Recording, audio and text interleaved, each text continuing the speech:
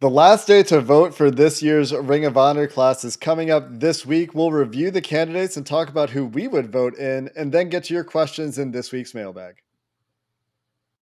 You are Locked On Bengals, your daily Cincinnati Bengals podcast, part of the Locked On Podcast Network, your team every day.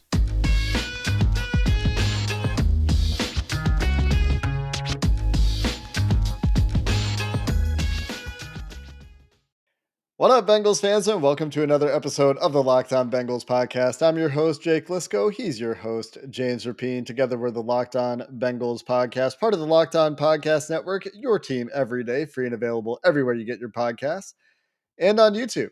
Make sure you hit the subscribe button, hit the follow button, join the First Listener Club. Those of you that make us your first listen, we appreciate all of you, and will be delivered to your devices when we drop our episodes every day. Today's episode is brought to you by Blue Nile. Make your moment sparkle with jewelry from BlueNile.com, and Locked On Bengals listeners get $50 off purchases of $500 or more.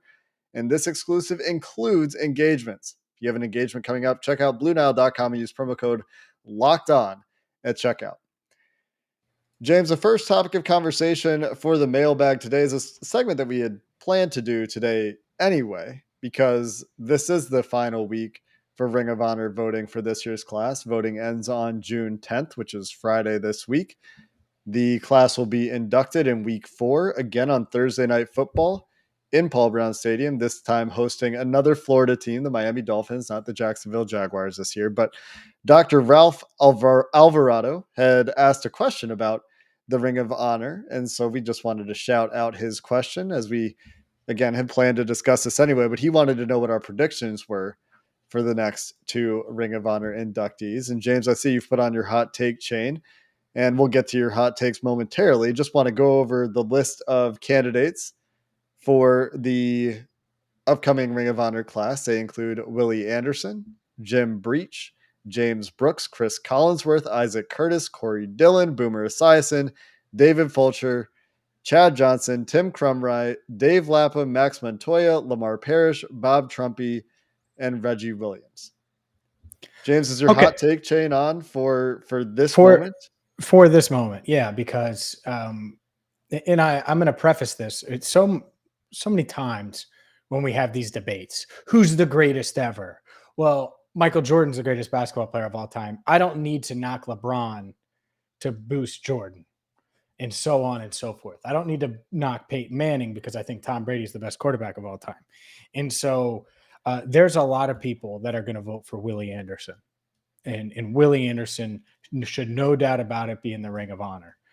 You know what I'm not going to do? I'm not going to vote for Willie Anderson to be in the Bengals Ring of Honor because of his Hall of Fame aspirations and chances. And hopefully, and of this list, by the way, he has the best shot to get in the Hall of Fame at some point, and hopefully in this next class. That being said, and this is why the take chain is on, Willie Anderson should not be one of the 2 inductees into this year's Ring of Honor. And that's not a knock on Willie Anderson. I'm not tearing him down. But when you have a former NFL MVP that led the team to a Super Bowl in Super Bowl 23 in 1988, I'm sure you've heard of him. His name is Boomer Esiason. He should be in the Ring of Honor. And when I think of Willie Anderson's time with the Bengals, well, as great as he was, and there's no doubt about it, he wasn't the most influential Bengal of that era. He wasn't the most popular Bengal of that era. And yeah, best right tackle in Bengals history. You could certainly argue that, but the best wide receiver in Bengals history, and looking at the record books, is Chad Johnson. And when you talk to this generation, the Mike Thomases of the world, other players that are like 25 and even 30 and under, when they think of the Bengals and they're drafted, they think of Chad Johnson. Chad Johnson might not be Hall of Fame bound, but as far as his Bengals legacy, it's greater than Willie Anderson's. And so just because Willie's deserving of the Hall of Fame doesn't mean he's deserving to go ahead into the Ring of Honor ahead of Chad Johnson or Boomer Esiason. And I know people have different strategies. To me, what's your resume and how much did you matter to the Bengals? Chad's the greatest receiver in Bengals history. Boomer Esiason's the second greatest quarterback. Those two guys would be the two that I would vote in out of this year's group and into this second year class of the Bengals Ring of Honor. Sounds like you just like the flashy skill positions more than the trenches, James. No, it's not that. I was there. Like, I paid attention to those teams. Chad was way more relevant at the time, just as crucial, just as important as Willie. And that's the part of it, is it's like this idea, like he didn't do it as long. Willie did it pre-Chad. I understand that. But if you go pick a city, you used to live in Seattle, walk down the street in Seattle and ask them Ocho Cinco. Just say that. Bet you they know what it is. And why? Because that's Chad's influence. And Joe Burrow's the most famous Bengal right now. Chad was for the past 2 decades going into Joe Burrow, and still probably at least probably as famous as Joe Burrow. So that part matters. That influence matters. And what he did for the city and the organization made them cool again when they weren't cool. And they weren't cool during a large part. And I get it. It's an offensive lineman. It's hard for him to do. But during a large part of Willie Anderson's, half of his time here in Cincinnati. Boomer Esiason, also a very popular Bengal because he has such a big media presence in New York. I would put him right up there with Chad Johnson and Joe Burrow and some of the other guys that are currently on the team, Jamar Chase, Tee Higgins, etc. Some of the other popular players. Boomer's right up there, man, because of his radio stuff, because of his TV stuff. And of course his legacy. I think you make a pretty compelling point. The MVP in 1988, Boomer Esiason, played for the team for 8 years. Having a hard time with math. 84 to 92 and 97. He played for the Bengals. Obviously took them to a Super Bowl. 10 years. How is that 10 years? Oh yeah, my math is just very bad. Apologies. You're good. I just read numbers poorly. The thing for Willie Anderson that I think makes it challenging is that if you're just putting in your best players, then I think there's a really strong case for Willie to be part of the next group in. The other complaint I have in general is most of these guys are eventually going into the Bengals Ring of Honor. So why are we making them line up and wait instead of just doing a bigger class? Why aren't we just putting Willie, Chad, Boomer, and say you want to put in Tim Krumrie or Bob Trumpy or any of these more historical players, Isaac Curtis, James Brooks, Jim Breach, any of these guys that are further in the Bengals history? It creates this debate, we could call it, between some of the some of the older fans, some of the younger fans, some of the longer standing fans, some of the newer fans that don't know some of these players. And it doesn't feel very good to me, even if I understand and agree with your points. Chad was the most influential Bengal of all time before Joe Burrow, and maybe still is the most influential Bengal of all time. And maybe somebody is going to talk about somebody from before Chad's time, before my time, who's more influential, but had a huge impact on the way that the team was perceived and the way that the team received national attention. Boomer, for taking them to a Super Bowl, for winning an MVP, there aren't very many of those in Bengals history. And that's a really good point and a really good reason that those two guys should be the next guys in. And it's not a knock on Willie. I hear you saying that, but we're still forced to prioritize one over the other. Sure. And it doesn't feel good to me to say that those guys are more deserving than Willie, because they're not really, in my mind. They're as deserving. They're equally deserving. And so for me, it's just, let's get all the guys in that should be in.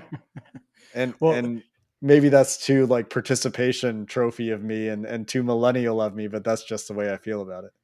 Well, I didn't think it was a knock last year when Ken Anderson got in over, or Ken Riley got in over Chad. You know what I'm saying? So like, that's the part of it. I don't think it's a knock on Willie. And it's all just because it's limited. The class size is limited, right? Sure. And if it wasn't, and you just said, if you get over 60% of votes and you do like a ranked choice, I don't know, maybe they would all just go in. And I understand that the Bengals want to extend this and make this an event for the next few years as they expand their Ring of Honor. But I mean, all these guys that are on here, guys that would be in the Ring of Honor if it had existed. Maybe not all of them. I would say at least 90% of them are guys that would be in the Ring of Honor if it had existed, for the last 20 years. So who would it be for you then? I have a If it's hard two. time arguing with Chad and Boomer. I think maybe Chad could wait a year, but again, I have a hard time arguing with it because he was so influential. But Boomer, I think, is definitely one.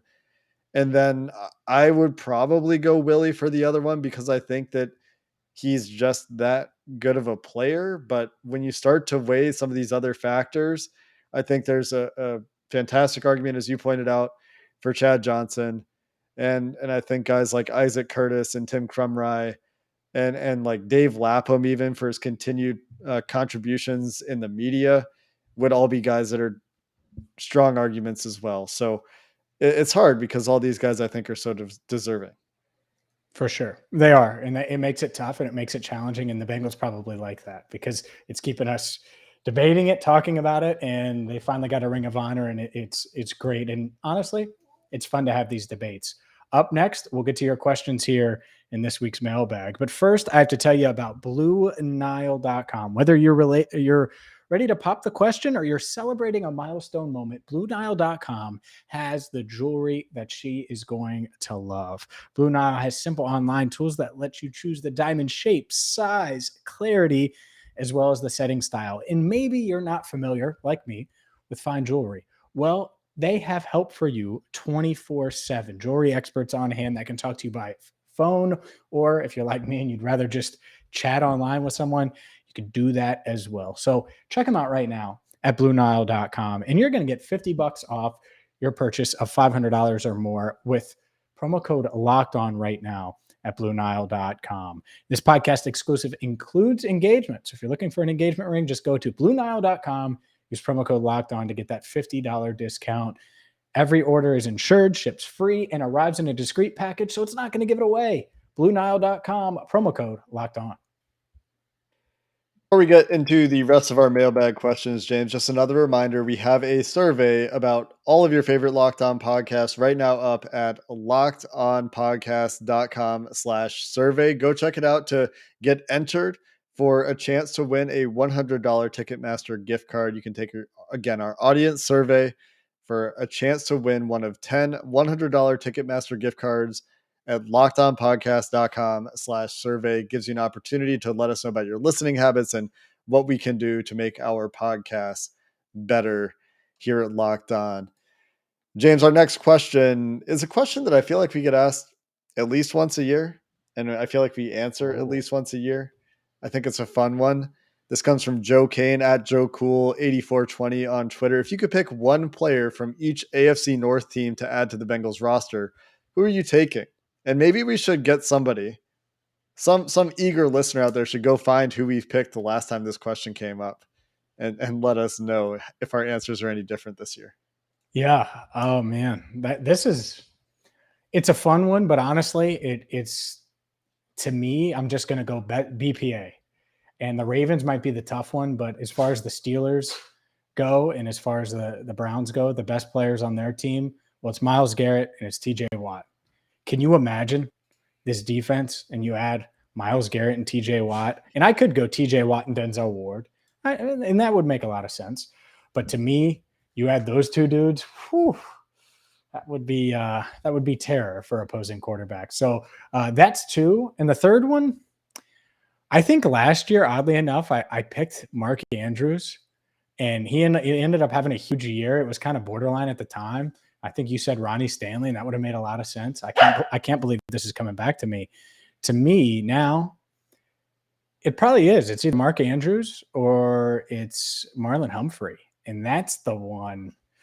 I know everyone saw Jamar Chase beat up Marlon Humphrey, but you add him to this secondary, that would be a lot of fun.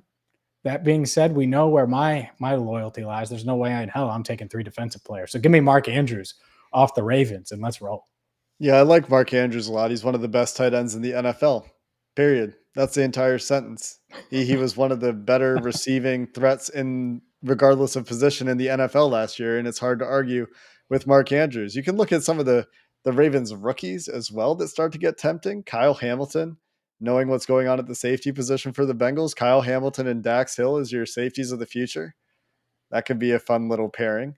You could get creative with that. You could talk about Tyler Linderbaum, going back to draft crushes. But if you're going to take a lineman, I feel like it would still be Ronnie Stanley, and you would hope that he gets back to health and playing at a high level if you took him. Even could argue for like Kevin Zeitler or something if you wanted to try to go after need, but hard to go anywhere but the BPA, which would be Mark Andrews or Marlon Humphrey, I think would be a fantastic addition to any secondary, the Bengals included. On the Steelers, hard to argue with TJ Watt. The only like single player that I think would be a good argument on this roster. Maybe there's two. Cam Hayward, certainly one. The Bengals could use that defensive interior help, and Minkah Fitzpatrick would be the other one, again, to try to deal with the safety uncertainty and the safety future in Cincinnati. And then on the Browns, it'd be really easy to pick one of those two guys that you picked in Denzel Ward or Myles Garrett, but you could also look to one of those guards if you were looking for something that would plug a hole, plug a need, do something for the offense. Joel Bitonio, Wyatt Teller, both pretty good guards, really good guards at some things. Would probably solidify your offensive line in a big way, would add some depth by pushing other guys down the roster. So I think that all those guys probably are worth mentioning as well. And you could even throw in an honorable mention for like a David Njoku if you don't take Mark Andrews from the Ravens. But hard to argue with Mark Andrews, TJ Watt, Myles Garrett. For the sake of being different, you could say Mark Andrews, Cam Hayward, and Denzel Ward, just to mix it up with some different positions and bolster some spots where the Bengals could use a little bit of additional help on the defense and not just edge rushers, but really hard to argue with just taking the best player from each team. Yeah, give me those edges. Trey Hendrickson, man, he's DE3. Sorry, Trey. Here. Trey Hendrickson coming off the bench as, I don't know, Myles Garrett kicks inside to 3-tech because the Bengals have three all. Yeah, I mean, what do you do with that? Oh, it's just nightmare. Just a nightmare. It would be that's a lot of fun because you're giving Burrow another piece, plus you're getting after every opposing quarterback. So, right. We can dream. We do have time for one more here, and then we'll get to some other ones on the other side. Kentucky. Kentucky Nepenthes, is that right? Nepenthes? I have no idea. Anyways, Kentucky. This is from Kentucky. Big Blue Nation. Which is more likely? Yep. The big three receivers go for 1,000 yards and at least 6 touchdowns each, or Jackson Carman is an average starting left guard by year's end. I think that this is hard only because last year we saw the Bengals receivers be mostly healthy and they didn't get to 1,000 yards each. Tee Higgins missed some time, but he got to 1,000 yards. So the issue is that Tyler Boyd didn't get there. So does Tyler Boyd do it this year? That's a challenging thing. Also, what's the touchdown distribution look like? That's such a volatile piece. Yep. But where do CJ Uzomah's targets go? 63 targets. Do they all go to Hayden Hurst, or do some of those go to Tyler Boyd, who had just 94 targets last year? And Boyd wasn't terribly close to 1,000 yards at 828. That leaves a pretty significant gap, I would say, to get to 1,000 yards. He did cross the 1,000-yard barrier twice in 2018, 2019. The last 2 years has been in the 800s. And also, Tyler Boyd's only scored 7 touchdowns, or more than 6 touchdowns, I should say, once, which was in 2018. Outside of that in his career, 5, 4, 5, 2, and 1. So the question really is, do you think that Tyler Boyd can get to 1,006 more than you believe Jackson Carman can be an average left guard? And I don't know how much I believe in either of those things, James. Got to pick one. Do I? Can I just say neither's happening? Wow. Okay. Well, then here we go. I'm glad I got the take chain on because the 3,000-yard receivers and the 6 touchdowns apiece. The touchdowns are what concern me. because there's only so many touchdowns to go around. The yards, it's happening. You can book it right now. One, the Bengals aren't going to completely sit everybody week 18 because they're going to be relevant enough and be in the thick of playoff seeding to where that doesn't happen. So Tee Higgins will have another week. Jamar won't play for 8 snaps, and the same thing goes for Boyd. To me, Jamar Chase's touchdowns probably drop a little bit, which is going to open things up for Boyd.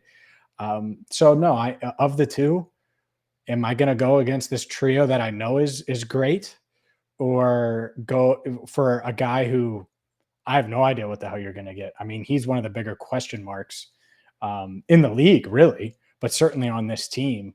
But bigger question marks in the league when it comes to contenders. So I'll take the big three, and we'll see. And I get it. They have to stay healthy. There's a lot of ifs there, and you're only asking Carmen to be average. You know what? Hopefully, not only one happens, hopefully they both happen. We'll continue with your questions. And we have some OTA stuff from Hayden Hurst to multiple different players. And I forget who you asked about, but Cam Taylor-Britt. So we'll get to those guys coming up next. But first, a word from Built Bar. And Built Bar is the number one protein bar on the planet. I talk about them all the time here on Locked On Bengals. You probably get sick of it. High in protein, low in sugar, low in calories. But you know what isn't going to make you sick?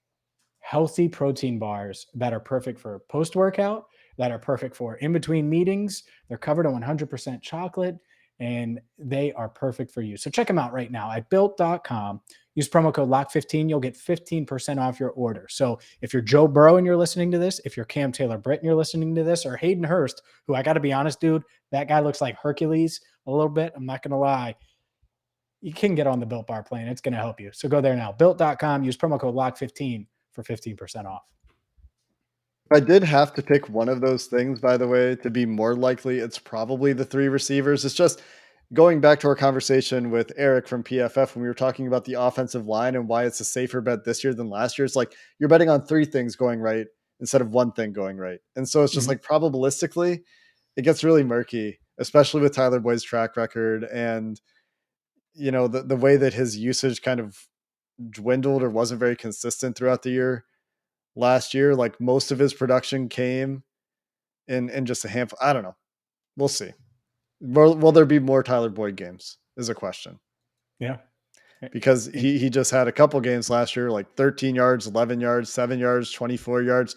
And if those games are instead 50 yards, then he's right there, right around 1,000. So is that consistency, more present for Tyler Boyd next year? Anyway, moving on. Bengo Ohio at Bengo Ohio on Twitter. This is a question for you, James, because you're there. You have eyes on. How's Cam Taylor-Britt been at OTAs? A little bit more competition this week. Got some matchups against Jamar Chase, right? Yeah, he did. He played against Jamar Chase quite a bit in 7-on-7, and I got to see some of his personality in the locker room. And it is a big personality. Dude's in great shape, and you can see the athleticism when they go through. And it's hard because really outside of that 7-on-7, we haven't seen them. It's not like they're doing one-on-ones, cornerbacks versus receivers or anything like that during these off-season workouts. Maybe they will next week, which would be awesome, but haven't up to this point. That being said, he was moving well, and that's one of the things you look for. How does he backpedal? How does he turn? How does he plant, pivot, go, stop, start? All of those things. The first time I saw Dax Hill, I was like, oh, yeah, he's got it. And I feel that same way about Cam Taylor-Britt. But yeah, matched up against Jamar Chase.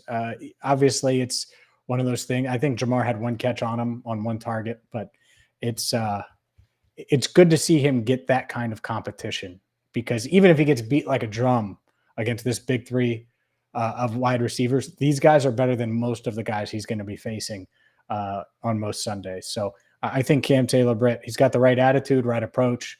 We obviously know he's athletic, so we'll see. We don't know a ton yet, but so far, so good. The real standout to me about Cam Taylor-Britt is that personality. Seems like just he'd be really fun to be around. Like really positive, high energy guy. And it just seems like he's going to be a very good teammate. And the thing that I'm going to be interested in watching as far as on the field when it comes to training camp and we get more video, more eyes on, maybe I'm even there in person to watch a little bit is how do those balance issues that showed up a little bit in Nebraska show up against certain routes in the NFL, especially when they get to do some 11 on 11 kind of stuff, or just more of the 7-on-7 stuff. You talk about the change of direction skill, the plant and get downhill at times. We highlighted this with Mike. I think the balance showed up, and how does the patience translate as well? One of the things that Mike pointed out is at Bengals_Sands. For those of you that don't know, our resident film buddy. Does the patience translate to the NFL as well? Or does he start to get a little bit antsy as the game sped up on him? Or is it still moving at a speed where he feels like he can be patient? So those are things on the field that I'll be watching for as well. Maybe some things that you can watch next week for the final open practice of the offseason program. Do I have that right, James? You do. Yep. Final OTA practice. And it'll be basically a 6-week layoff, and then it'll be training camp, and we're going to start this ride all over again. So it's going to be here before we know it. It really does go faster than you'd think. Like this entire offseason, because of the Super Bowl run, continues to feel very accelerated to me. Our next question is also for you, James. Aaron Parker at MemBengal. First, he gives me a hard time. He says, I know Jake likes to joke about Drew Sample highlights, which, to be clear, is a James Rapien joke that I'm leaning into. Yeah, you're leaning in. But Aaron's eyes were drawn more to Hayden Hurst highlight from OTAs this week. For James, has Hayden Hurst been more noticeable in OTAs in terms of speed and early comfortability in the offense? And do you think that he might be an upgrade on field, at least as a receiver? Because we don't really know much about their blocking ability. And I mean, we do, but not in this particular OTA period because they're not blocking much. But Is it a pass catching upgrade? I think so. He moves really, really well. And just to be clear, Jake Liscow is Drew Sample's #1 fan, but Hayden Hurst moves really, really well. And he's big, dude. Like I said, he's built like freaking Hercules. He's got the beard, which I don't think Hercules had the beard, but he had really long hair and big biceps. And so does Hayden Hurst. And he moves at a really high level, beat Mike Hilton on Tuesday. And the thing that I like about him, it's twofold. One, much like he said in March, he's been consistent with this. He really believes in this coaching staff. He's like, man, they're going to use me. And when you feel like you're appreciated and you're going to be maximized, you're willing to do whatever the hell it takes, including block. Who knows? Maybe he will be a better blocker this year than he's been in the past. The other part of this, though, is when that is the case and you feel like you're going to get maximized, you're willing to do anything and everything. And I remember talking to him last week. He was like, Joe Burrow, whatever he wants me to do, wherever he needs me to be, I'm going to be there. And I'm just trying to learn this offense. And they talked, I would say, for about a minute or two before a 7-on-7 drill on Tuesday. And you could see that Joe was discussing different things with him. And so, no, I think Hayden Hurst is he's in line for a big year. Wouldn't shock me one bit. I mean, he's 28, 29. I think he's about to be 29. Like, this is career year time for him. And if it goes that way, it would be one of the least shocking things, I would say. I think he could have a really big impact on this team. And I know it was kind of an under the radar guy. It wasn't their first choice. They were hoping to keep CJ, get Tyler Conklin. Both guys end up going to the Jets. I don't know why the hell both of them went to the Jets. If I was Conklin, I'd much rather play with Joe Burrow. But Hayden Hurst is going to reap the benefits of that in a contract year. I think he's going to, like, if you told me he had 700 yards receiving, which would be a career high, it would not floor me one bit because I think he is capable. And the other part of this, we were talking about touchdowns with receivers. He might not put up the yards just because of the receivers that are on this team, but maybe he just has a bunch of touchdowns in the red zone. He's capable of that as well. That would be a good research project, actually, is to figure out what his red zone productivity has been throughout his career. If he just has a year like he had in 2020, he had 56 catches for 570 yards and 6 touchdowns. You take that, right? That's solid tight end production.